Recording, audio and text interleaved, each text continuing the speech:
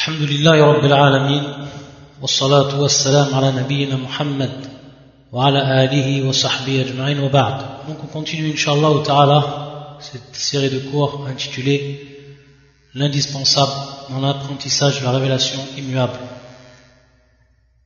Et la dernière fois nous avons vu pratiquement tous les piliers de la foi et nous les avons expliqués, et aujourd'hui il nous reste donc le dernier des piliers qui est le sixième pilier et qui est la croyance, la foi, al-imanu bil-qadar, la foi au destin, qu'il soit bon, qu'il soit dans le bien ou qu'il soit dans le mal, qu'il soit bon ou qu'il soit mauvais. C'est donc le sixième pilier, comme le prophète sallallahu alayhi wa sallam nous l'a enseigné lorsque l'ange Gabriel, Jibril, est venu le voir sous la forme d'un homme et qui lui a posé donc les questions qui concernaient la foi, et comme on l'a vu précédemment, le prophète a répondu en énumérant les 6 piliers de cette foi-là. Et donc le dernier pilier qu'il a énuméré, et donc on est resté dans l'ordre de ce qu'a énuméré le prophète sallallahu alayhi wa sallam lorsqu'on a expliqué ces piliers. Et donc le dernier, c'est donc ce pilier, la foi au destin, bon ou mauvais. Et tout d'abord, qu'est-ce que ça va impliquer, le fait de croire au destin? Ça va impliquer qu'Allah sait ce que feront les créatures par sa science éternelle. Et c'est un attribut, une qualité qu'il a toujours eu, Allah subhanahu wa ta'ala, de toute éternité. Également, cela va impliquer qu'Allah a inscrit tout cela sur la table gardée. Comme le prophète sallallahu alayhi wa sallam l'a dit dans le hadith qui est rapporté par l'imam al-Tirmidhi et Abu Daoud, lorsqu'il a dit sallallahu alayhi wa sallam, la première chose qu'Allah a créée est la plume, le qalam.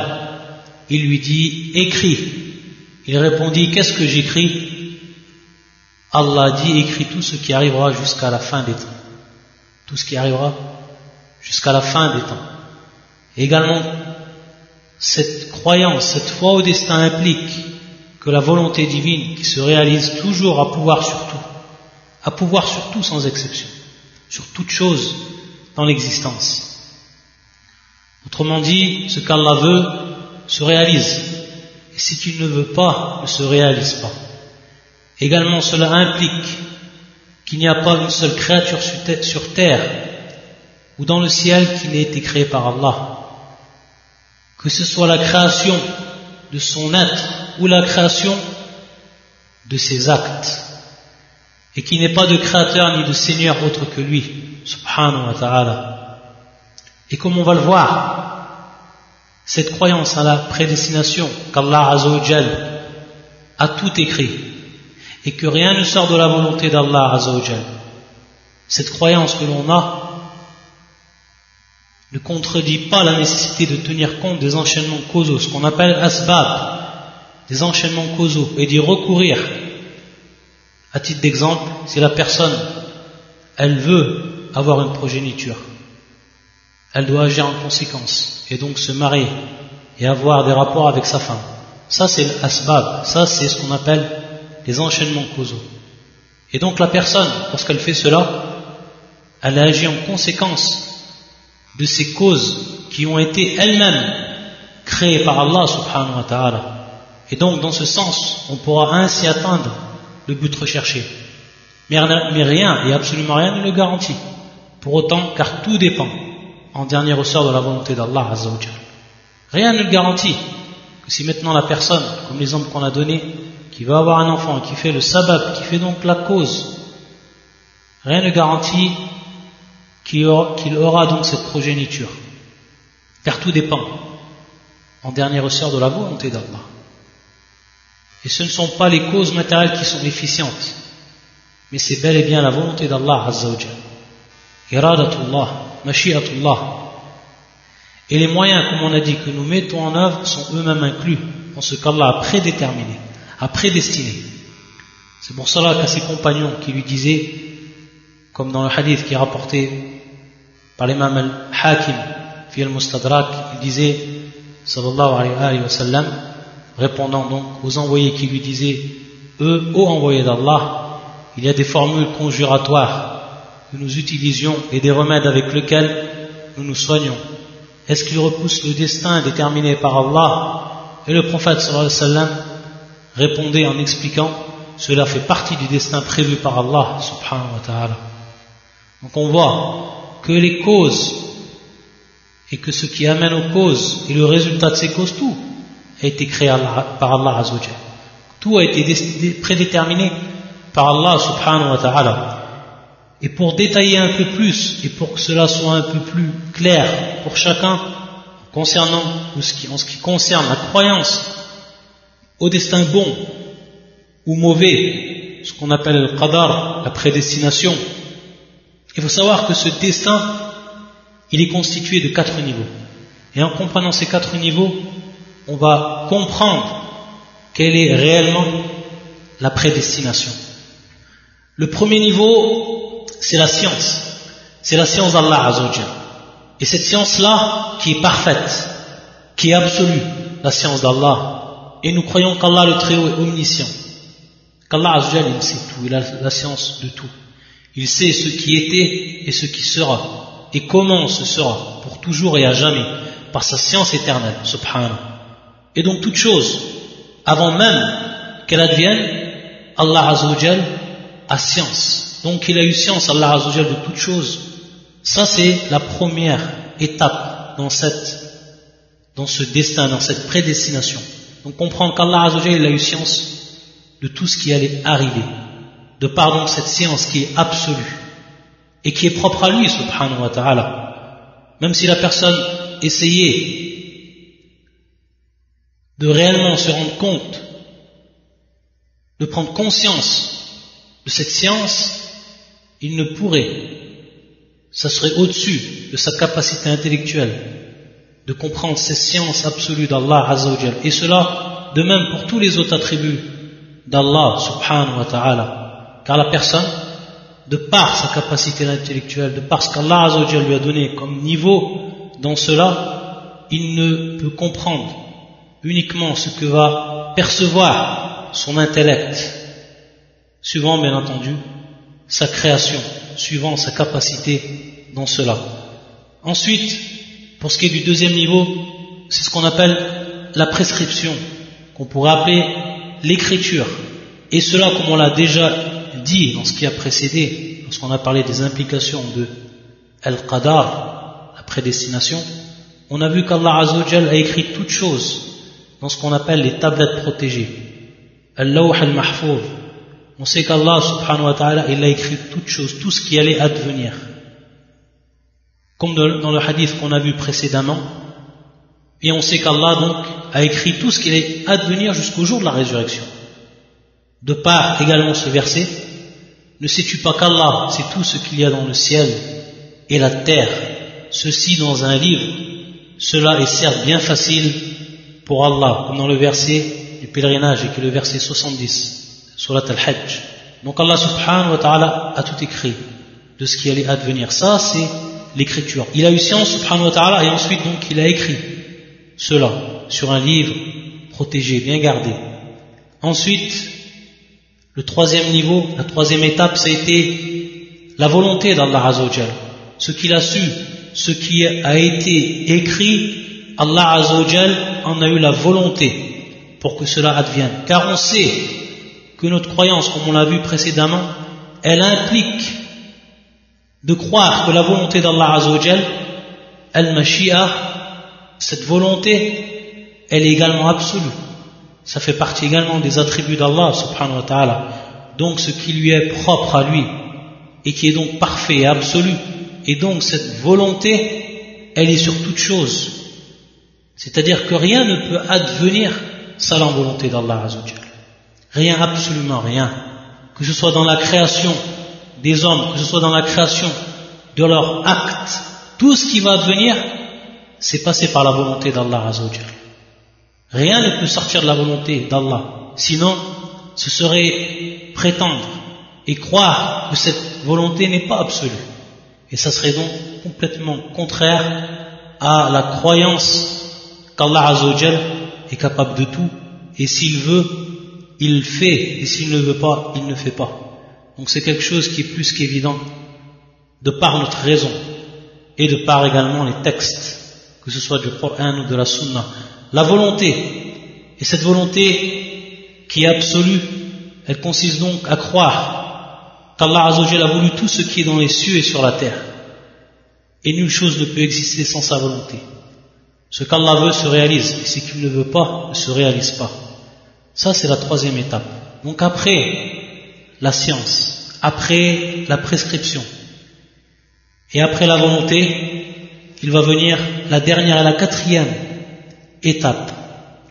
Le quatrième niveau de cette prédestination, et qui est donc la création. Une fois qu'Allah Azza wa Jalla a su tout ce qui est arrivé, une fois que cela a été prescrit, une fois que sa volonté se réalise, Allah Azza wa Jalla l'a créé. C'est donc la création, al-khalq. Et cette création consiste que l'on croit qu'Allah subhanahu wa ta'ala a créé toute chose, c'est-à-dire tout ce qui advient sur cette terre, c'est Allah Azza wa Jalla qui l'a créé. Et croire le contraire, que ce soit le bien ou le mal, et croire le contraire, ça serait donc croire en deux divinités. Ayadan billah, qu'Allah nous protège de cela, de cette croyance. Et regardez dans ce verset, dont le sens est le suivant, et qui est fi surat Az-Zumar, les groupes, et qui est le verset 62 également 63. Créateur de toutes choses, Allahu khaliqu kulli shay, créateur de toutes choses, et il est le garant sur toutes choses. Il détient les clés des cieux et de la terre, et ceux qui ont mécru au verset d'Allah, ceux-là sont les perdants. Ces quatre niveaux, ils englobent tout ce qu'Allah Azza wa Jalla réalise lui-même, subhanahu wa ta'ala. Et tout ce que réalisent ses serviteurs comme parole, comme acte, ou alors délaissement. Même l'acte, il est créé. Ce n'est pas l'homme qui crée son acte, mais bel et bien Allah Azza wa Jalla. Ce n'est pas l'homme qui crée sa parole, mais bel et bien Allah Azza wa Jalla. Si on aurait dit le contraire, alors on aurait prétendu la présence de plusieurs créateurs. Et cela, bien entendu, est une croyance qui est strictement fausse, de par notre raison même. Cette croyance également, elle implique croire en la prédestination. Elle implique également que l'homme, il a un choix, que l'homme, il a une volonté. Et Allah Azza wa Jalla nous prouve dans le Coran, dans des versets, dans beaucoup de versets du Coran, qu'il lui a donné une volonté à l'homme, mais que bien entendu cette volonté est sous la volonté d'Allah Azza wa Jalla. Et de par cette volonté humaine, l'homme il sera rétribué. Et croire le contraire, croire que l'homme est contraint à faire ce qui a été prédestiné, et par là nier le libre arbitre de l'être humain, ce serait également ici avoir la croyance qu'Allah Azza wa Jalla a été injuste envers ses créatures, qu'Allah nous protège de cette croyance. De dire que l'homme il a été contraint de par cette prédestination à faire ce qu'Allah Azza wa Jalla lui a prédestiné sans même qu'il ait eu le choix dans ses actes, ça serait dire qu'Allah Azza wa Jalla il a été injuste envers ses créatures, qu'il les a punis par une chose à laquelle il les a contraints, par une chose pour laquelle il les a contraints, et ce serait la pire des injustices. Et cela est strictement interdit dans le droit d'Allah subhanahu wa ta'ala. Donc, de par là, on a la croyance que cette volonté d'Allah Azza wa Jalla elle est absolue, que rien ne peut advenir sur cette terre sans la volonté d'Allah Azza wa Jalla. Mais également nous croyons que l'homme il a un libre arbitre, qu'il a une volonté et qu'il va être rétribué de par cela, s'il fait le bien ou alors s'il fait le mal. Et regardez dans ce verset, lorsqu'on a parlé donc, lorsqu'on a donné le premier exemple, on continue cet exemple, ce qui est la question du rapport. Regardez dans ce verset, qui est dans la sourate à la vache, et qui est le verset 223, Al-Baqarah, où Allah Azza wa Jalla, il dit, dans le sens du verset le suivant, vos épouses sont pour vous un champ de labour. Allez à votre champ comme vous le voulez. Comme vous le voulez. Comme vous le voulez. Donc on voit bien qu'Allah Azza wa Jalla ici a annexé une volonté à l'homme. Vos épouses sont pour vous un champ de labour. Nisa'ukum harf. Allez à votre champ comme vous le voulez.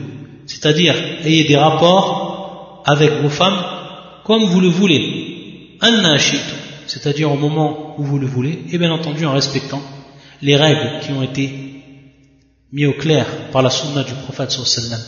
Donc on voit ici qu'Allah Azza wa Jal a bel et bien créé ces causes, et qu'Allah Azza wa Jal a donc donné une volonté à l'homme, une volonté réelle à cet homme, et qu'à partir de là il sera donc rétribué pour ce qu'il a fait dans cette vie d'ici-bas. Maintenant, si on regardait quels sont les bienfaits de la croyance au destin, à la prédestination, parmi ces bienfaits, elle renforce notre attachement à Allah et notre confiance en lui. Quant au résultat,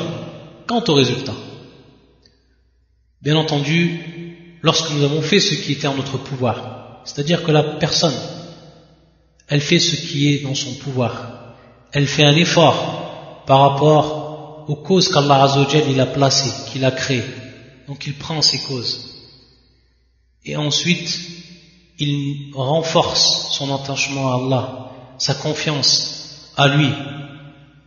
Et c'est pour ça que dans un hadith, le prophète sallallahu alayhi wa sallam nous informe que le croyant fort est meilleur et plus aimé d'Allah que le croyant qui est faible. Comme cela est rapporté par l'imam Muslim dans son authentique.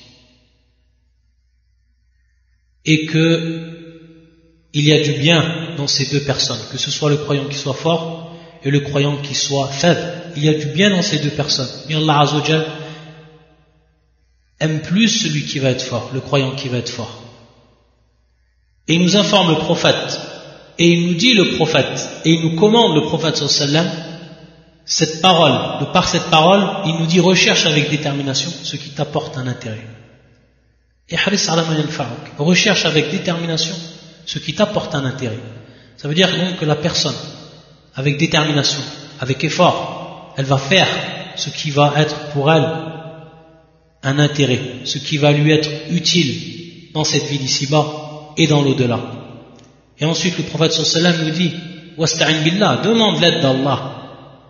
Une fois qu'on a fait nos efforts, ce qui était dans notre capacité, notre pouvoir, on demande à Allah Azza wa Jal qu'il nous aide dans cela. Et on ne doit faire preuve d'incapacité ou de fainéantise. Et ensuite il nous dit le prophète sallallahu alayhi wa sallam, si quelque chose te touche, bien entendu quelque chose qui est néfaste pour toi, ma yadurruk, alors ne dis pas si j'avais agi ainsi, il se serait passé telle ou telle chose, c'est-à-dire revenir sur ce qui est passé, car cela a été écrit. Du moment où la personne, elle a fait ce qui était dans son pouvoir, elle a fait selon sa capacité, et qu'ensuite il arrive ce qu'il arrive, elle n'a pas le droit de revenir sur ce qui s'est passé, et de dire si j'avais agi ainsi, si j'avais fait cela. Mais la personne à ce moment-là, elle doit dire ceci est le destin décrété par Allah, et ce qu'il veut, il le concrétise.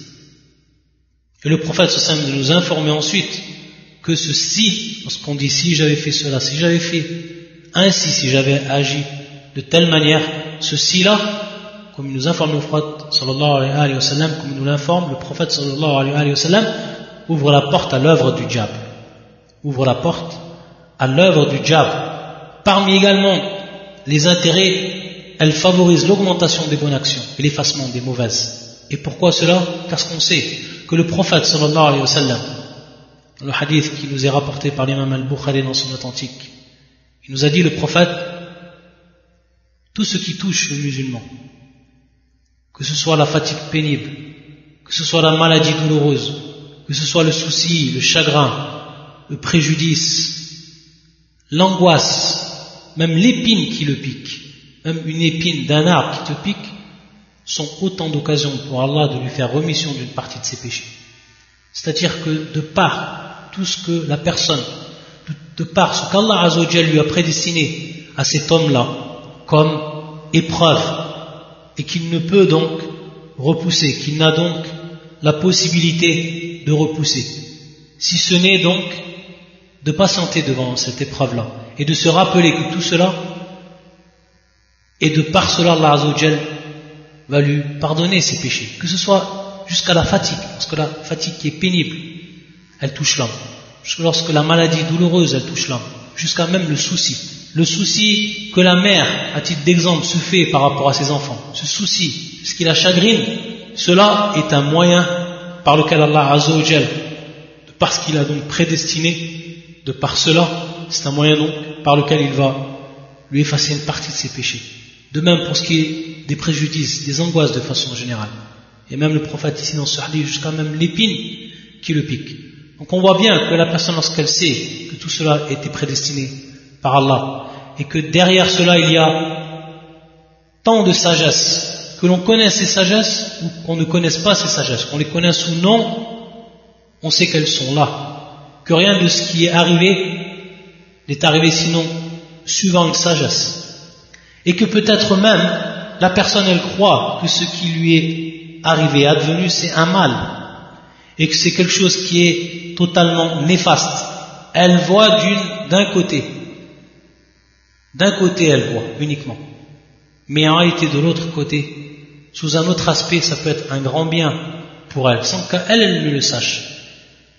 À titre d'exemple, ce qu'on a cité dans ce hadith, par lequel Allah Azza wa Jal va lui faire rémission d'une partie de ses péchés, et d'autres encore bienfaits que l'homme va acquérir lorsqu'il a une foi ferme en la prédestination, et que sa foi ne peut être complète sauf s'il croit en ce dernier des piliers, c'est-à-dire donc la foi en cette prédestination, et comme on l'a décrit. Ça, c'est la véritable croyance du musulman. Ensuite, après avoir parlé de ce qui concerne la croyance du musulman de manière concise, bien entendu, ce qu'elle doit savoir au minimum, au strict minimum, ce qui lui incombe de savoir pour qu'elle ait une croyance qui soit acceptable. Lorsqu'on a parlé donc de cette croyance et de tout ce qui s'y rattache de manière globale, sans être entré dans tous les détails, il faut savoir que l'homme, il doit également connaître ce qui lui incombe comme pratique, et plus précisément ici, ce qui concerne l'adoration. Car on sait que l'homme, lorsqu'il veut cheminer dans le chemin d'Allah Azza wa Jal, et il veut acquérir la satisfaction d'Allah subhanahu wa ta'ala, et de par là rentrer dans le paradis, rentrer dans ses bienfaits, ce qu'il attend dans l'au-delà, on sait que l'homme, le musulman, le croyant, il doit toujours se poser cette question et se dire: qui c'est que j'adore? Qui c'est que j'adore? Est-ce que je connais réellement celui que j'adore? Et ça, bien entendu, on passe par la croyance, ce qui va concerner la croyance en Allah Azza wa Jal et tout ce qui rentre dedans, tout ce qui rentre dans cette croyance-là. Et la deuxième question qu'il doit se poser tout le temps, c'est comment il doit adorer Allah Azza wa Jal, connaître réellement qui est celui dont il voue un culte exclusif, et ensuite connaître comment il adore Allah Azza wa Jal, savoir comment il adore Allah Azza wa Jal, cette deuxième question. Et c'est là en réalité que va intervenir la connaissance de ces pratiques, les pratiques donc de l'adoration. L'adoration, il y a de nombreuses pratiques, et parmi celles que l'on va étudier et qui sont obligatoires pour tout musulman, et qui rentrent donc également dans ce qui était décrit par le prophète sallallahu alayhi wa sallam dans le fameux hadith de Jibril, lorsqu'il lui avait demandé, Jibril l'ange, quel était l'islam, et le prophète sallallahu alayhi wa sallam de lui répondre donc en citant les 5 piliers. Et également dans le hadith qui est rapporté par Abdullah ibn Omar radiyallahu ta'ala anhuma, lorsqu'il a entendu le prophète sallallahu alayhi wa sallam dire l'islam est bâti sur 5. L'islam est bâti sur 5 choses, sur 5 piliers. Et il avait cité en premier le prophète sallallahu alayhi wa sallam, le témoignage, ou les 2 témoignages, ceux qu'on a expliqués, la ilaha illallah, et le deuxième témoignage, Muhammadan Rasulullah, shahadatu an la ilaha illallah, anna Muhammadan Rasulullah. Ces 2 témoignages qu'on a expliqués. Et ensuite, de citer les 4 piliers suivants qui vont faire partie des rites apparents de l'islam, et qui est la prière, wa iqamus salah, et qui est l'impôt rituel, wa ita'uz zakah, et qui est le pèlerinage, wa hajjul bayt, et qui est le jeûne du mois du Ramadan, wa sawmu Ramadan. Et dans les prochains cours, donc, on va essayer de répondre à cette question que tout musulman doit se poser: comment j'adore mon Seigneur, à travers donc ces piliers qui ont été cités dans ce hadith du prophète sallallahu alayhi wa sallam, qui a enseigné à sa communauté les piliers de l'islam. Le premier de ces rites apparents en islam, c'est bien entendu la prière. Et lorsqu'on parle de la prière, il est plus qu'évident que cette prière-là, elle a une place qui est fondamentale dans la religion. Une place qui est fondamentale dans la religion. Jusqu'à que les savants ont divergé sur celui qui va délaisser la prière. Est-ce qu'il est musulman ou alors est-ce qu'il est mécréant? Simplement cette question ou simplement cette divergence, lorsqu'on la connaît, on va s'apercevoir que c'est une chose qui est plus que fondamentale dans la religion. Et que la personne même, avant de savoir est-ce que celui qui prie, il est musulman, et celui qui ne prie pas, est-ce qu'il va être considéré comme musulman ou mécréant, le fait même qu'il sait qu'il y a cette divergence, alors en lui-même, ça doit lui faire ressentir une crainte énorme dans son cœur. Le fait de savoir que les savants de l'islam, ils ont divergé sur cette question, et que beaucoup de savants, parmi les grands savants de l'islam, et en se conformant à beaucoup de hadiths du prophète sallallahu alayhi wa sallam, ils ont dit que celui qui ne prie pas, il n'est pas musulman. C'est-à-dire qu'il est kafir, qu'il est mécréant. C'est-à-dire qu'on n'enterre pas lorsqu'il meurt dans le cimetière des musulmans. C'est-à-dire qu'on ne prie pas sur lui. C'est-à-dire qu'il sera dans l'au-delà, dans l'enfer éternellement. Ayadan billah. Lorsque la personne, elle sait que cette question, il y a eu divergence, et que beaucoup de savants ont dit cette parole-là, alors c'est la crainte, avant même de savoir qui a raison, c'est une crainte totale que le musulman il doit avoir s'il sait cette question-là, ayadan billah, qu'il y a eu ici une divergence. Donc ici, al-muhim, c'est-à-dire le principal, c'est qu'à travers cela, on se rend compte de la place de cette adoration, de ce pilier, qui est la base même de la religion. C'est pour ça que le prophète, sallallahu alayhi wa sallam, il nous a dit, comme cela est rapporté fi al-Mustadrak de l'imam al-Hakim, où le prophète sallallahu alayhi wa sallam dit, la chose capitale est l'islam, son pilier principal est la prière, salah, et son point culminant est le combat dans le sentier d'Allah, al-jihad. Donc son pilier principal, le mot de din, c'est la prière, as-salah, c'est le pilier principal. La divergence savant concernant est-ce que celui qui délaisse la prière, il est musulman ou non, alors regardez ce hadith du prophète sallallahu alayhi wa sallam qui nous dit que la différence qu'il y a entre le musulman et le non musulman, c'est la prière.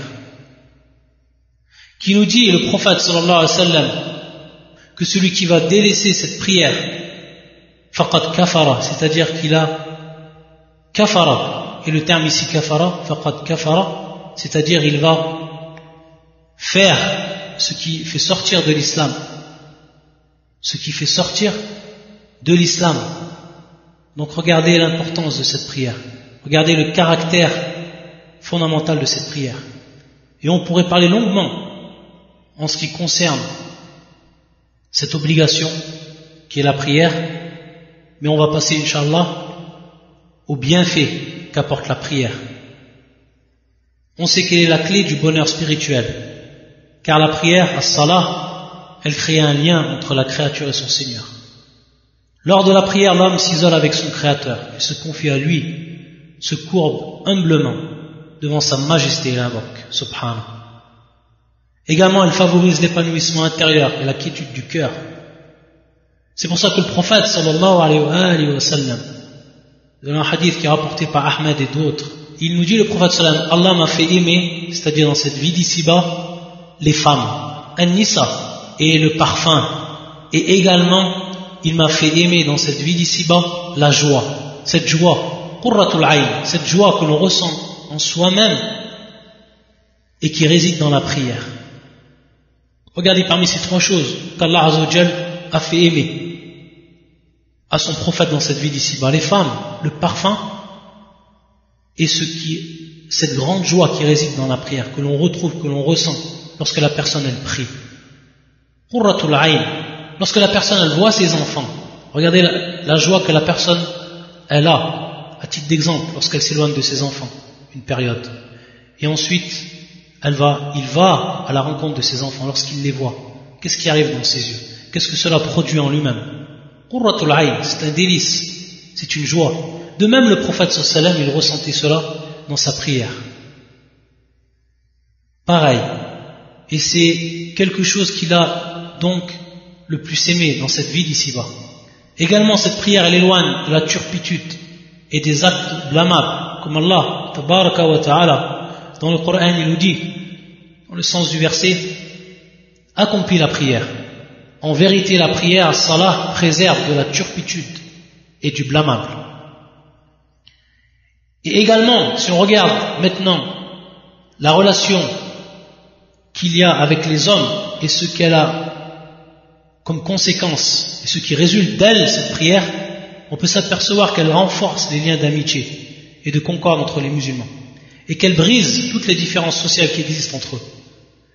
Et lors de la prière, les jeunes, les vieux, les riches, les pauvres, les nobles et les gens modestes sont tous alignés sur un même rang, côte à côte, tous égaux devant la soumission et dans la soumission à Allah Azza wa Jal. Ils sont tous orientés vers une même direction de prière, accomplissant les mêmes gestes, récitant les mêmes paroles et au même horaire. Lorsqu'on dit prière, as-salah, si on avait donné une définition de cette prière-là, alors il faut savoir que la prière est un ensemble de formules et de gestes, ou alors de paroles et de gestes. Donc on va faire des gestes durant cette prière et on va dire des paroles durant cette prière. Bien entendu, lorsqu'on dit des paroles, ce sont des paroles qui sont prescrites, mais également durant cette prière, on va invoquer Allah Azza wa Jal de par ce que l'on veut lorsqu'on est dans le soujoud. Et on sait que durant la prosternation, l'homme est le plus rapproché à Allah Azza wa Jal. C'est à ce moment-là donc qu'il fait ses requêtes à son Seigneur et qui multiplie même les requêtes, car il est à ce moment-là le plus proche de son Seigneur. Cette prière donc, as-salah, elle débute par la formule de proclamation de la grandeur d'Allah. Donc lorsqu'on dit Allahu Akbar, au moment où on dit Allahu Akbar, et bien entendu bin niyya, avec l'intention, mais par rapport à ce qui est extérieur, lorsqu'on dit cette proclamation de la grandeur d'Allah et qui est le fait de dire Allahu Akbar, alors à ce moment-là on est rentré dans la prière, et tout ce qui va ensuite advenir durant cette prière, cela doit être en fonction de ce que nous a appris le prophète sallallahu alayhi wa sallam. Et ce qu'on appelle également takbirul ihram. Pourquoi l'ihram? C'est qu'au moment où on va faire Allah, on va dire Allahu Akbar, on n'a plus le droit de dire ce qu'on veut, on n'a plus le droit de faire ce qu'on veut, uniquement ce qui nous a été enseigné. Donc on rentre dans l'accomplissement de formules et de gestes qui vont être codifiés.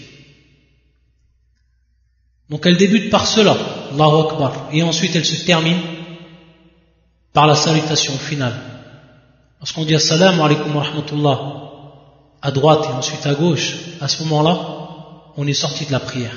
À ce moment-là, on peut refaire ce que l'on veut, bien entendu, en ce qui plaît à Allah Azza wa Jalla. Cette prière-là, comme on le verra dans le détail, elle est constituée, comme on l'a vu dans cette définition, de plusieurs actes et de plusieurs paroles. Pour ce qui est de son temps et de son nombre d'unités, alors on sait qu'il nous a été prescrit 5 prières. Donc 5 prières qui sont obligatoires par rapport au temps. Sachant qu'il y a des prières qui nous sont obligatoires, mais qui sont ou qui reviennent par moment à une cause bien précise. Ou alors, lorsqu'on rentre dans un endroit bien précis, comme à titre d'exemple la mosquée que l'on veut s'asseoir, etc. Mais pour ce qui est du temps, on sait qu'il va y avoir donc 5 prières, uniquement 5 prières, qui sont rendues obligatoires. Sachant que la prière qui est appelée, que l'on appelle al-witr, donc la dernière des prières que l'on fait de la journée et qui doit être impaire, suivant bien entendu le nombre de rak'a que l'on va faire, mais dont elle doit se terminer par une unité impaire, c'est-à-dire une seule unité pour qu'elle devienne ensuite impaire.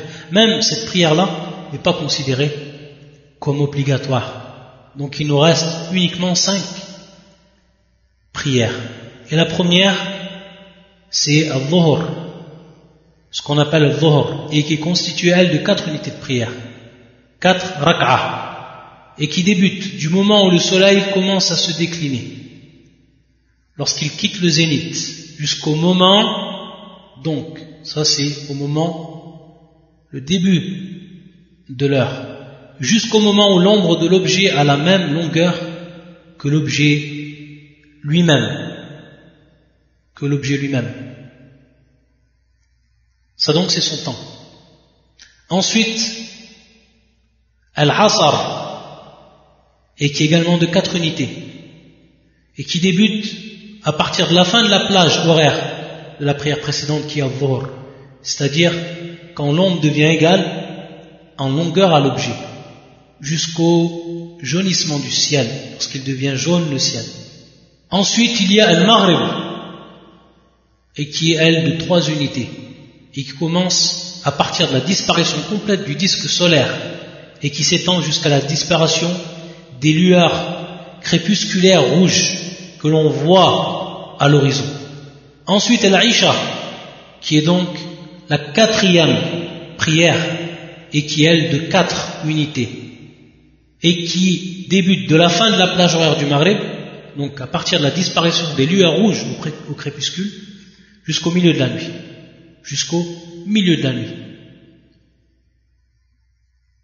Et ensuite, Al-Fajr, et qui est donc la prière de l'aube, et qui est, elle, constituée de 2 unités de prière, et qui commence bien entendu de l'apparition du 2e aube, celui qu'on appelle l'aube sincère ou l'aube réelle, jusqu'au lever du soleil, jusqu'au moment où le soleil se lève, il apparaît donc à l'horizon. Ça donc c'est pour les prières qui nous sont rendues obligatoires. Et on sait que leurs horaires, elles ont été définies par le prophète sallallahu alayhi wa sallam, qui nous a dit, comme cela est rapporté dans le hadith qui est présent dans l'authentique de l'imam Muslim, le temps du dhuhr, de l'accomplissement du dhuhr, et quand le soleil décline et que l'ombre de l'homme a la même longueur que lui, tant que l'heure du asr n'est pas arrivée. Et le temps du asr s'étend jusqu'au jaunissement du soleil. Et le temps du maghrib s'étend jusqu'à la disparition du crépuscule. Et le temps de la prière du isha va jusqu'au milieu de la nuit. Et le temps du fajr jusqu'au lever du soleil. Si le soleil se lève, abstiens-toi de prier, car il se lève entre les cornes du diable. Ça donc c'est pour les unités de prière, pour les horaires de ces prières. Et Inch'Allah, on continuera dans la jurisprudence qui concerne la prière, le prochain cours Inch'Allah, en voyant ses conditions, en voyant ses piliers, bi'idnillahi azza wa jal. Subhanakallahumma bihamdika ashhadu an la ilaha illa anta astaghfiruka wa atubu ilayk.